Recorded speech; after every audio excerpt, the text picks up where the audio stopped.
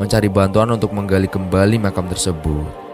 Suara jeritan dari alam kubur itu meninggalkan rasa takut yang mendalam pada wanita itu. Segera ia memanggil beberapa orang yang masih terjaga di sekitar area itu, meminta mereka untuk datang dan membantu menggali makam John. Wanita yang mendengar teriakan dari dalam makam itu merasakan campuran ketakutan dan rasa penasaran yang tak terbendung. Ia tahu bahwa suara itu bukanlah hal yang biasa. Dengan langkah terburu-buru dan nafas memburu, ia mencari bantuan di sekitar area pemakaman. Perasaannya diliputi kegelisahan, namun naluri kemanusiaannya memaksanya untuk bertindak cepat. Tanpa ragu, ia mengetuk pintu rumah terdekat dan meminta bantuan dari beberapa warga yang masih terjaga.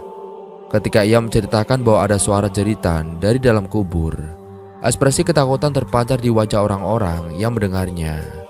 Meski sulit dipercaya, kesungguhan wanita itu membuat mereka merasa bahwa sesuatu yang aneh memang sedang terjadi. Dalam waktu yang singkat, kabar itu sampai ke telinga pihak keluarga John, yang langsung datang ke pemakaman dalam keadaan bingung dan cemas. Orang-orang yang berkumpul di sekitar makam John dengan perasaan tak menentu. Beberapa di antara mereka saling bertukar pandang dengan ekspresi yang penuh tanda tanya.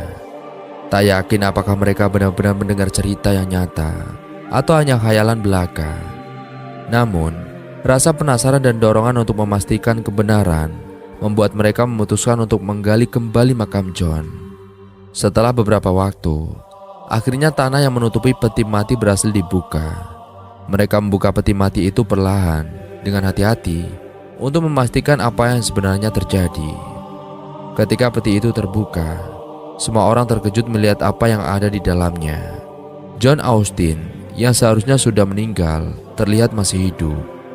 Tubuhnya bergetar hebat dan wajahnya dipenuhi dengan ketakutan yang luar biasa. Ia tampak sangat lemah dan keringat dingin membasahi wajahnya.